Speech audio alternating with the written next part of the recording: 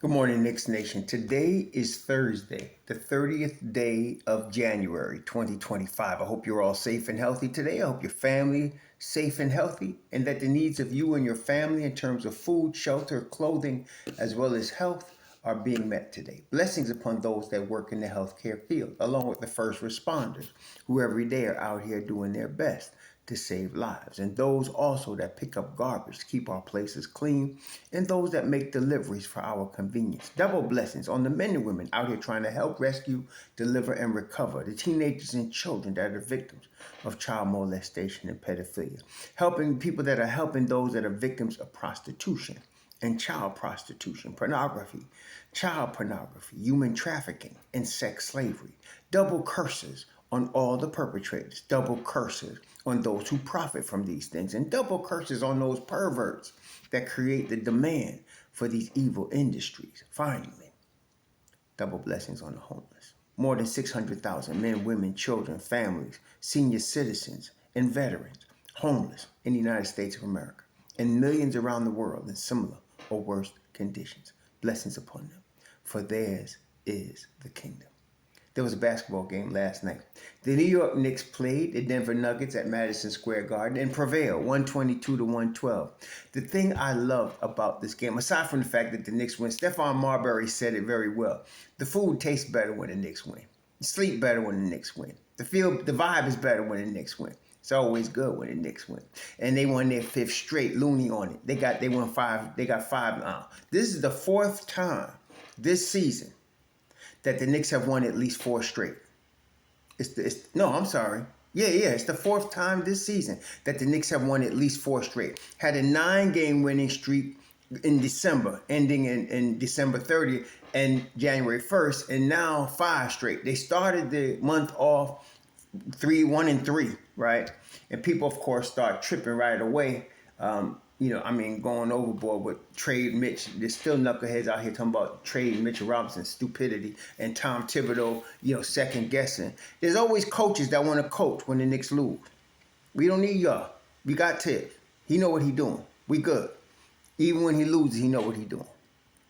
And then now, 5 straight, everybody's on board now, huh? Everybody happy now, huh? Anyway, they starting to catch fire, and we not even rolling on all cylinders yet. What I like about this team, many things to like, but let's look at it like this. So the Knicks got out-rebounded last night, 47-35. Got out-rebounded offensive glass, 11-6, okay? Out-rebounding, usually that's a Knick thing. You got to rebound. Well, you got out-rebounded last night. Last night, outside of that, points in the paint, though, even though we got out rebounded. 60-52 points in the paint. 60-52. The Knicks took 18 free throws. Denver took 23 free throws. Knicks only shot 12 of 18, 67%. That ain't no good, right? And they had 2 blocks, and Denver had 5 blocks. See, those are not good. But the Knicks only had 6 turnovers. They forced 14. Okay, they forced 14 turnovers and got 23 points off the turnovers. Fast break points, 25-18. What am I saying? The Knicks are diverse enough that on any given night, somebody can get hot and carry the team. Last night, it was the maestro, as Clyde will call him, the maestro, the virtuoso, Jalen Brunson, was completely in charge. And the thing is, they have multiple ways of beating you. So it could be OG, it could be McCall, it could be Deuce coming off the bench, it could be Josh Hart getting the triple-double, it could be Gato Grande dominating, or it could be a combination of all of that. Last night was. But every time, see, this is the league, and in the league, every team makes a run. Okay, don't care. In every game, you could be beating a team bad. They're going to make a run because guys are just too good. So they're going to make a run. But the thing is that can that run be sustained? And can that run be thwarted? Every time Denver started to make a run, the Knicks answered. And usually the answer was Jalen Brunson. It was on the national stage. He was on national TV, and he showed out. And last night, the stats are he had 30 points. He had 15 assists. He was 7 for 7 from the free throw line, and he played good defense. That's complete Jalen Brunson right there. And every time they made a run, he answered. He waited to that. And then, of course, McBride comes off the bench, +9. Him, Payne, and Precious were the three-man rotation. Shaman only got 5 minutes last night. I don't know what's up, but Shaman only got 5 minutes. I find that they play better when all 4 guys get at least 10 minutes. We was talking about that yesterday. But, I'm not going to question Thibs. I'm not going to second-guess him. He does what he does. So he went 8 deep. And last night, Anunoby played 39 minutes. Bridges played 37. But Cato played 30. Brunson played 36. Hart played 34. Nobody seemed tired. Last night they seemed like everybody was comfortable. It was beautiful. You got 6 guys in double figures, including Deuce. Deuce is starting to become more aggressive offensively. It's definitely been during this streak. He's becoming more aggressive, looking for his shot. Last night he took 9 shots. I'd like to see him get about 11 shots a night. He hasn't been aggressive. He stands in the corner and doesn't force things, and that's cool. But they need to look for him, and he needs to be more aggressive getting the ball. OG Anunoby definitely has picked up his aggressiveness offensively. He got 15 shots. He scored 23 points. Very efficient. From the 3-point line, he had 5 threes. He was on fire from the corners last night.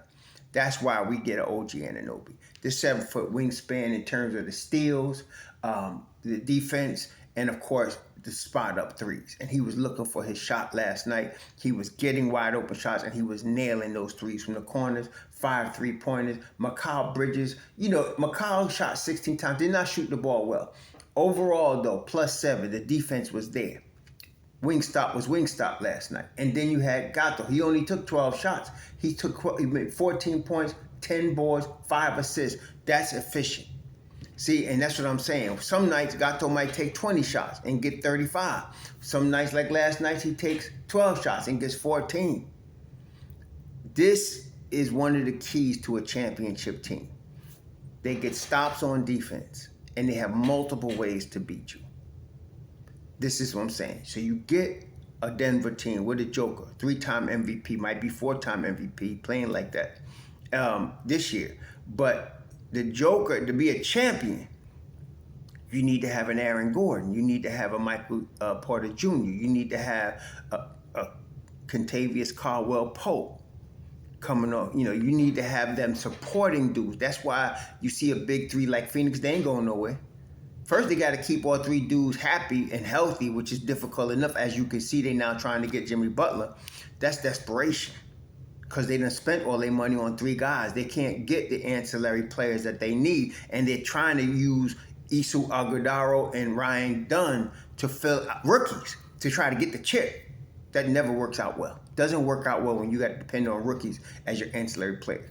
See, it worked for LeBron and Bosh and Prime D Wade, and they even had guys like Shane Battier and Ray Allen coming to help them win their 2 chips that they won, and there had to be a dogfight. But you really want a more balanced team, like the New York Knicks. So you got Brunson. If you bottle up Brunson, you better also guard Gato, and you better hope the bench is not playing, and you gotta hope OG is not playing defense. And Mikal, there's too many weapons. The Knicks have too many weapons right now. And a big one coming in Mitchell Robinson. A big weapon. Defensively, offensive rebounds, rim protection, coming from your bench. That's starting off the bench. See, we don't need to have all the speculation, will he play with Cat and BS like that? Listen, he going to get some reps with Cat in the lineup. That's going to happen. But you're not starting him, okay? He's going to come off the bench. And even if you get 15 minutes of Mitch Robinson healthy, there's going to be a problem in the NBA. And so the Knicks finish January 9-6. That don't sound like much, right? 9-6. That's not even our usual standards. Right now, the Knicks are 3rd in the East, right? Solidly. They have 1 game. They on Boston behind, and we got to play Boston twice. February is going to be very interesting. We got to play Boston twice in February. We got to play Cleveland in February. Okay, we got the Leprechaun in February. It's going to be very interesting. February is going to be a very interesting month because the Knicks are now balling. Like we always tell y'all, second half of the season, Tom Thibs makes an adjustment. See, people's like, well, I know he should do this. What you knew don't mean nothing. Just let me tell you something. Thibs takes his time, looks at his squad. What might seem obvious to you and me may not be so obvious as we think. He's there on the sideline at Madison Square Garden coaching this squad with all of these knuckleheads trying to tell him how to coach. And he's going to take his time and he's going to wait to the midseason and he's going to make the adjustments he needs to make. In this case, he starts to play his bench more. Okay, and he needs to continue to do that. Now, with MitchRob coming back, MitchRob is going to get at least 15 minutes a game. He is. He's going to get at least 15. And as he starts to get acclimated, he and Deuce and Precious, well, I'm thinking Precious should be starting. Did you see last night during one of the key runs the Knicks made? It was Gato and Precious out there. Okay, you really. Precious with Gato, that's dangerous, man. That's defense, rim protection, and offense. Precious starting to put the ball on the floor a little bit. Like I said, he wasn't no throw-in. This is Charles Oakley 2.0 with ball handling skills, and he's gonna be able to hit his 3-shot. Watch. And I knew he was working on it last summer, but now you're starting to see a little bit. You ain't seen nothing yet. He still got upside. That's the scary thing about Precious Achiuwa. You ain't seen his best yet. And the thing is, as we get deep running in the playoffs, it's like a growing baby. You know, I done raised 4 children, and they grow up so fast. And every day they're changing a little bit, and they're getting a little bigger, a little stronger, you know, every day. And you're seeing them develop. That's Precious. He's developing almost every week. You're seeing it. And now he's putting the ball on the floor a lot. And he's finishing around the rim. And he's getting more confident with the ball from the 3-point line. He's seeing the floor better. And of course, he's always played tremendous defense, and he can rebound and he can block shots. As we get close, as the season goes on, Precious Achiuwa, is going to get better as we're watching.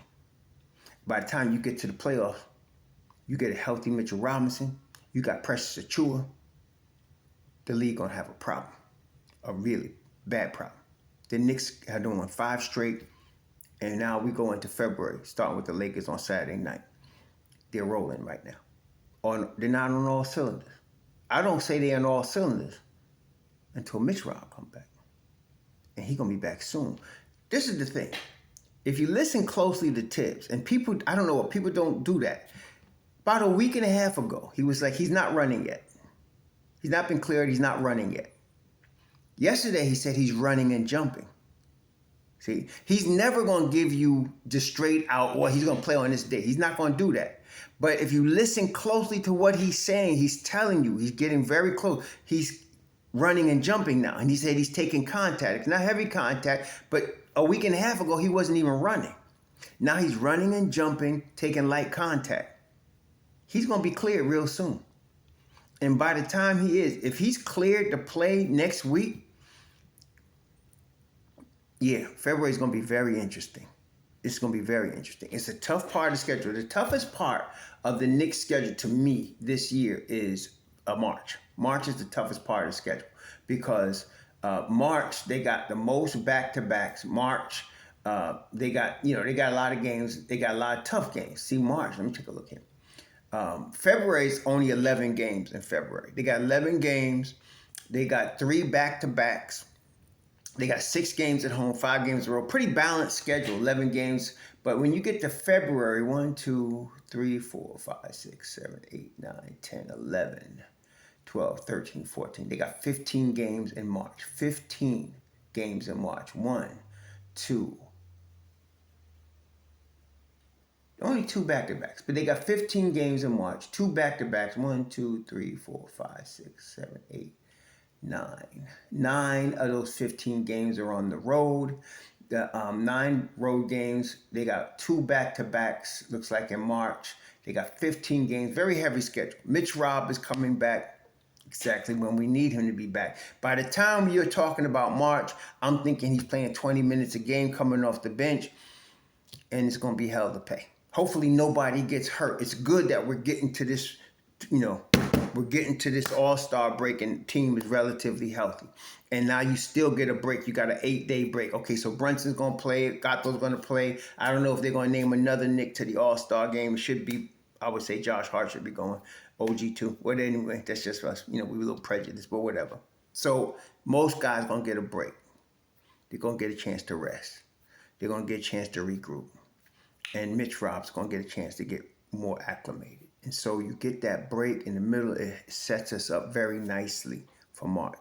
We're coming out of January on a 5-game run. And we're starting February on Saturday night against the Lakers at the Garden. I like our chances. The thing is, we'll talk more about it as we get tomorrow. But right now, let's look at the injury report. Jalen Hood-Schifino is out for the hamstring. Gabe Vincent is day-to-day with a knee. Dorian Finney-Smith, questionable right shoulder contusion. LeBron James, foot listed questionable. Rui Hachimura, probable. Anthony Davis out, reevaluating the week. That's Anthony Ambulance. He left the game early the other day against Philly. What was the problem with him this time? Did he stub his toe? What the hell was it? Oh, abdominal strain. Okay. And then Christian Wood been out for a minute. Christian Wood will not play because of his knee. So they crawling and we rolling. I'm not going to guarantee no win because this is the league and that is LeBron and he's still balling. But we set up very well going into February. Set up very well. Let me put it that way. We set up very well going into February. This is what I thought would happen in January because the Knicks usually start playing well in January. Well, I guess they did, but I expected it, early. But here we are finishing January with a 5-game winning streak, and then they got 2 tough ones coming up. The Lakers on Saturday night and Houston. Now, Houston is balling. Houston is balling. They've been putting their foot in people's behinds pretty regularly this year. And they're third in the West. No, boys done took over second in the West. They're a game and a half ahead of Memphis, who was second in the West. Not no more. They lost their spot. So now Houston, 5 games behind Oklahoma City. Houston is balling. They just balling, man. Their whole squad is doing their thing. So that's going to be a nice test for the Knicks. And as Thibs said, I like how he put it yesterday. He looks at every game as an opportunity to see where the Knicks are and what needs to be worked on. And the best way to do that is to play the best teams. So now you're going to play LA on Saturday night and Houston on Monday. So LA, this is the thing about the Lakers. Yes, they got Anthony Ambulance. Yes, he's hurt all the time. Yes, they got LeBron. Yes, he's 40 years old. But somehow, some way, since LeBron was 18 and came into the league, I don't care what team he's on, they're always a threat to take it. Since he was 18. When he come into the league, when he was just a boy, his team, Cleveland, was no good. They was NG. They was garbage until he got there. Then all of a sudden, everything changed. And every year since then, whatever team LeBron is on, just chalk them in the top 4 in the West or East or wherever they're at. Right now, the Lakers are 5th in the West. So I don't care what. It's like the Miami Heat. No matter who, they can get dudes from AAU. They can get dudes from the scrap heap. They can get dudes that wasn't drafted. Then all of a sudden, here they are coming for the playoffs again. And don't let them get any really talented dudes, then they really good. But that's how Miami does it. No matter what, LeBron, if he's on the team and he's playing at a high level, which he's doing, his team's going to be there at the end. He's going to be a threat. And so I don't care how many they hurt. It's like a wounded bear. You got to pay attention or he will cut your head off. So LeBron's going to be there at the end. And right now, Miami, where Miami at? Miami right now is 7th, 23-23. They're actually tied with Orlando for the 6th seed. And Indiana's got a 3-game lead on them for the 5th seed. So it's a dogfight, but the Knicks, as I said, are hitting a nice stride right now, and we're not even on all cylinders yet. But Thibs just made a small adjustment, including the bench, playing them a little bit more, giving Deuce McBride. And it wasn't really, I'm just saying, it wasn't really Thibs' fault because Deuce, if you remember, Deuce tweaked his right knee early in the season. And for most of the beginning of the season, he wasn't right. And then he tweaked his hammy.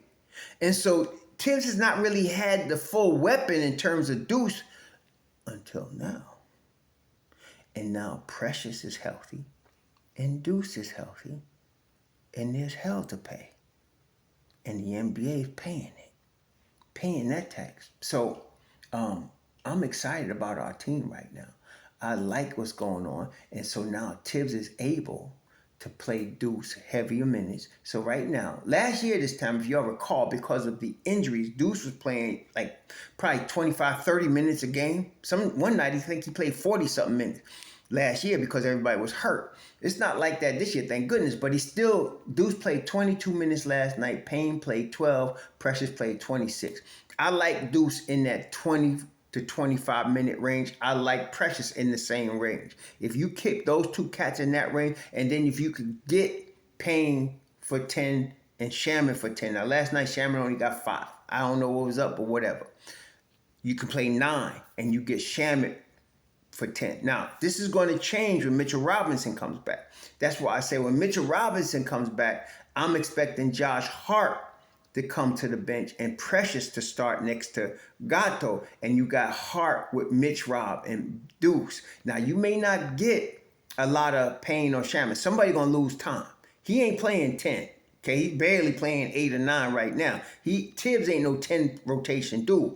So that's how that's gonna roll. Shamit might get spot minutes. Payne, because Payne could play with spot minutes, because he got that wind up crank from the right, looking to the left shot, and y'all know from both Phoenix and Philly, homie can light it up in the playoffs, right? So he don't need a whole lot of minutes to be effective. If you can get Payne 8 to 12 minutes, you're going to get a lot out of him. And I think that's what Thibs is doing. Shaman, I'd like to see more because he plays the defense. He's more steadier. He's under control. He's very high IQ. I think he fits better out there on the floor. But we'll see. But somebody's going to lose their spot because MitchRob is going to get the minutes.